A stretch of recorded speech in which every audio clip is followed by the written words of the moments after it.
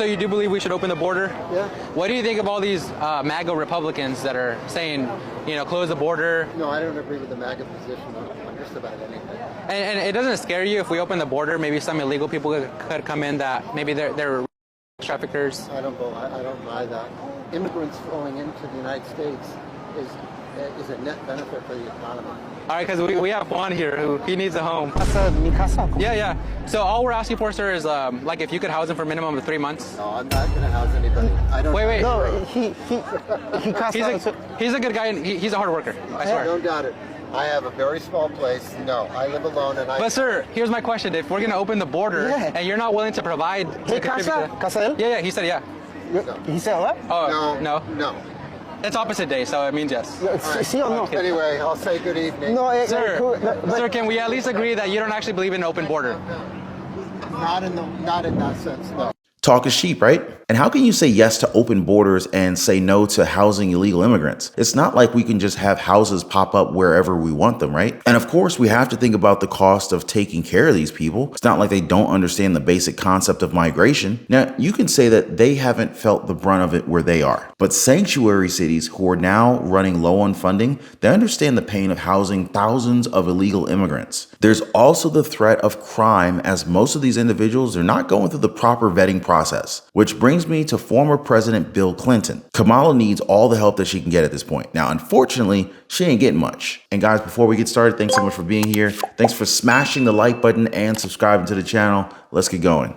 You had a case in Georgia not very long ago, didn't you? They made an ad about a young woman who'd been killed by an immigrant. Yeah, well, if they'd all been properly vetted, that probably wouldn't have happened. But if they're all properly vetted and that doesn't happen. So what is it with these former presidents that are trying to get Trump elected? I mean, we got Joe Biden counter-programming Harris at every turn, Joe Obama criticizing young black men, and Joe Clinton telling us that the administration has failed at the borders. It's really funny because some people mistook Clinton for Joe Biden.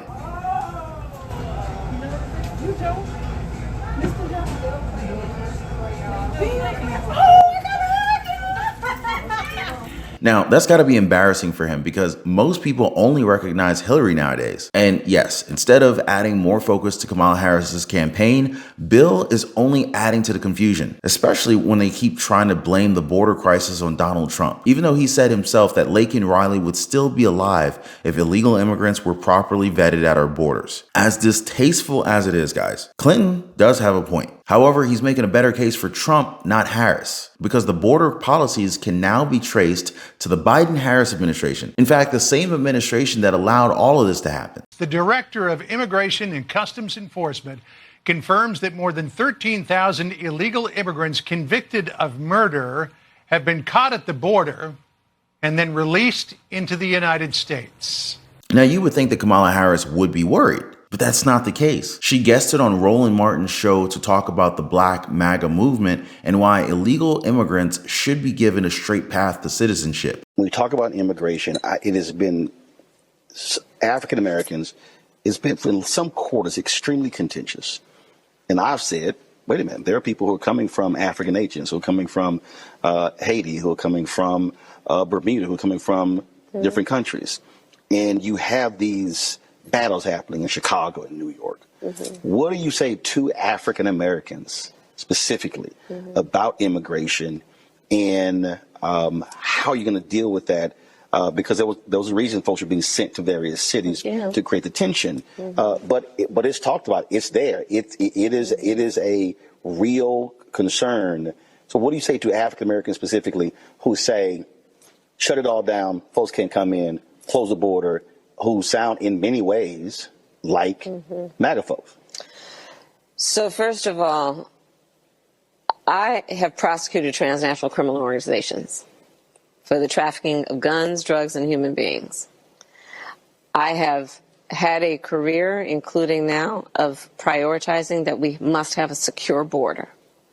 And in fact, on the issue of immigration, let's be clear, some of the most conservative members of the United States Congress, together with others, had a bill to secure the border even more, and Donald Trump got wind of it and because he thought it would hurt his political chances in this election, told them not to put it up for a vote. He killed the bill that would have put 1,500 more border agents at the border, which is why the border agent union supported it. That bill would have stemmed the flow of fentanyl, which is affecting people of every race and background and geographic location in our country. We also must have an immigration system that is humane and orderly. We have to increase the number of asylum judges. We need to make sure that people who are fleeing harm, that we give them a chance to explain their situation in a meaningful way, because America also is a place that we have said we will receive people who are fleeing persecution. They got to make their case. And then they got to be on a path where they earn the right to be here and become citizens, which means we need to have a comprehensive immigration policy that includes requiring people to earn and work hard to earn their citizenship. Is that a slap on the face of every U.S. citizen who went through the legal process of migration? And she's not even hiding the fact that she, along with the elites of her party, want 10 million more voters on their side. Now, we've heard it from the likes of Nancy Pelosi and even Chuck Schumer. The only way we're going to have a great future in America is if we welcome and embrace immigrants, the dreamers and all of them, because our ultimate goal is to help the dreamers, but get a path to citizenship for all 11 million or however many undocumented there are here. Is something we have to do for people who are here now. This is before you're a citizen. This is undocumented. This is for the undocumented. Well, what I would like to do is move them to documented. The fact that we can move them to documented. One of the best things that we can do for our economy is to pass comprehensive immigration reform. So how are Americans supposed to compete with workers who are willing to be paid so much less while working so many more hours? How is this good for the economy? It's probably good for the richest folks in the country, though, the same ones that Democrats continue to stick to Trump's campaign. Even though it's Kamala Harris that actually got the support of almost 100 business leaders here in the country, the same billionaires who will benefit through cheap labor. It's at the bottom and the middle who are going to suffer greatly from this, guys. But what do you guys think? I remember when I realized my income was stuck. No matter how hard I worked, I felt like I just kept hitting a ceiling. But then something clicked. It wasn't just about how much effort I was putting in. It was about the people that I surrounded myself with. And once I started connecting with more successful people, all of a sudden things started to change for me. So imagine being a part of a community where success is the standard, where everyone pushes each other to be better. That's exactly what the Life Pursuit Network offers. For less than $1 a day, you can surround yourself with people who will elevate your game. Don't let your current environment limit you. Hit the link in the description down below. Join us and start building your future with the right connections. With you, we're at a point in our country's life that I think it's the most important election in the history of our country. I think there's never been anything as important. There's never been anything like it. And by the way, I want to tell you a funny story. Can I tell you one story before we leave? The teleprompter just went out. Just went out. I'm standing here, and I do most of it without the tele. Isn't it nice to have somebody that doesn't need a teleprompter? These teleprompters. You know, it's very dangerous. You got to be careful. You know, teleprompters will often go out. And if you're a certain type of person like Joe Biden, what would he do with the teleprompter? He's no good when the teleprompter is on. Trump was essentially unfazed. Just amazing. Meanwhile, less than a month from the 2024 U.S. presidential election, Kamala Harris is catching all kinds of flack for allegedly using teleprompters and denying it during a Univision town hall. So this just kind of goes to show how much of a panic the Democrats are in right now. Now that we're less than, 4 weeks away from the November 5th election, and polls are continuing to show a race that's almost too close to call. In fact, this Univision town hall, it was a pretty big deal since it was a Spanish language television network, and Hispanic voters could play a crucial role in some of the key swing states. But really, guys, even more controversial for me was this cover-up after. So first, the town hall host and journalist Enrique Acevedo, he claimed that the teleprompter displayed his introduction in Spanish and then switched to a timer, and that any claim to the contrary is just simply untrue. After Univision News president Daniel Coronel, he doubled down and confirmed that the teleprompter was for the host and that the text was in Spanish. He also said that Kamala Harris's teleprompter claim was not true and that the teleprompter that displays a text written in Spanish was a support element for the town hall moderator. He said that this was first-hand knowledge because he was in charge of the television program. But see, I don't know. I watched it, guys. The network streamed footage of the town hall on YouTube, and then later clips showed the teleprompter displaying a timer or a blank screen. Now, only time will tell if this cover story from the network will hold up, but I don't know. Let me just say this. There seems to be a lot of questions about Kamala Harris and teleprompters nowadays. You know what I'm saying?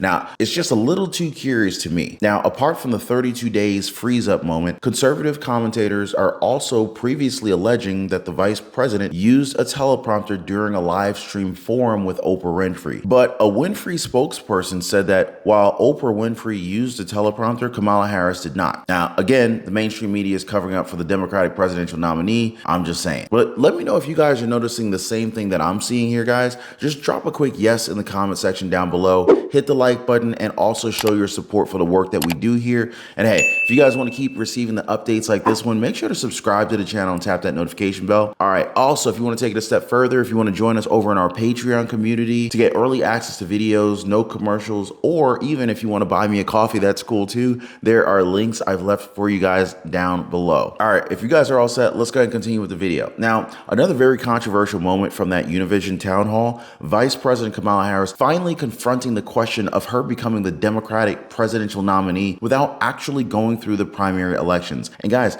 this wasn't a reporter who asked it. It was actually an undecided voter at the Univision's town hall. In fact, the question was, you earn your candidacy without going through the normal process. That is, primary elections or through a caucus. He said that really caught his attention and that he also was concerned about the way that President Joe Biden was just pushed aside. So, for Kamala Harris, how could she actually clarify this, right? Well, Harris's answer basically confirmed how the upper crust of the party chose her instead of the people. She said President Joe Biden made a decision and supported her candidacy and urged her to run. From there, she claimed that she earned the Democratic nomination. Yeah.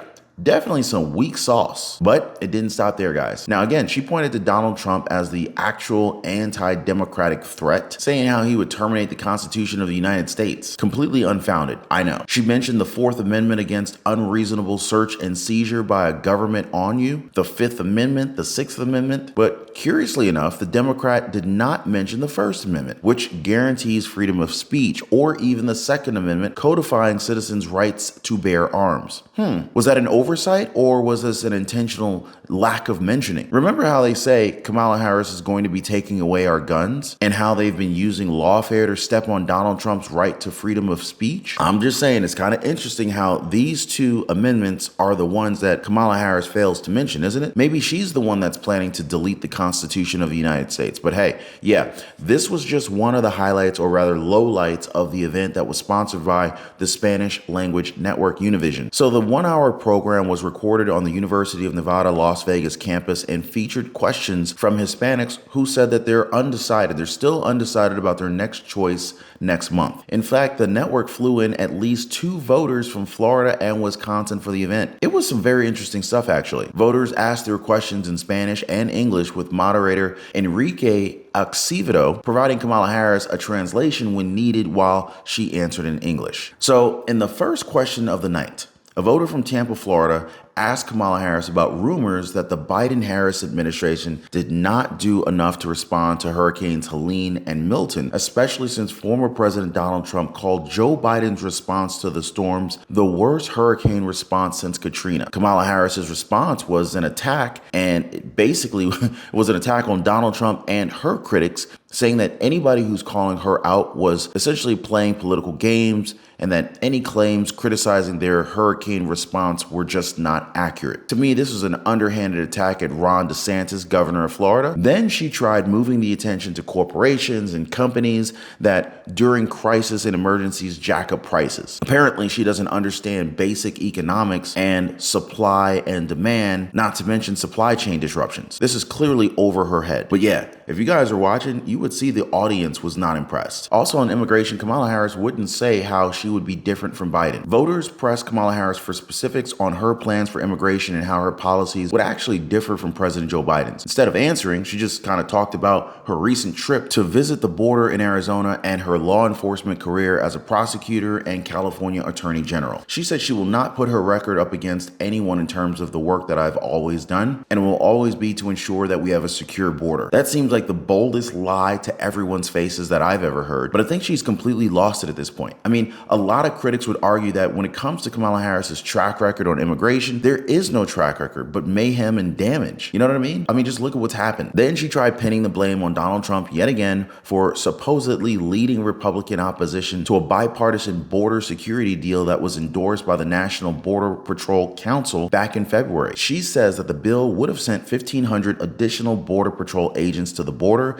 and provide law enforcement resources to combat fentanyl trafficking. But you know what? Republicans say that the border bill provided too many benefits to illegal immigrants, like work permits and taxpayer-funded attorneys, and it would have funded sanctuary city jurisdictions that do not cooperate with immigration enforcement. So yeah, her answer is definitely not flying with the voters, you know what I mean? But yeah, again guys, substance is definitely lacking here, which pretty much tells you everything that you need to know about Kamala Harris as a candidate. Now, if you guys noticed, the Democratic presidential candidate, she's been lacking, or rather, she's been leaning very hard on other well-known people in the party. In fact, it seems like she's hoping that famous fellow Democrats and appearances on friendly news media outlets will be enough to pull in her presidential campaign over the finish line, because the Kamala Harris honeymoon period has come and gone, as the latest series of polls are suggesting that Republican presidential candidate Donald J. Trump has the advantage in the race to the White House. Now, we know Barack Obama is also sinking the chances of Kamala winning this race. In fact, I covered this in a previous video, guys. You gotta check this one out. It's very strange to hear the former president sound so out of character, so I want you guys to watch that video right after this one. But as always, I appreciate you guys keeping yourselves informed. Thanks for hitting the like button, subscribing to the channel, and for sharing this video. We'll see you guys next time.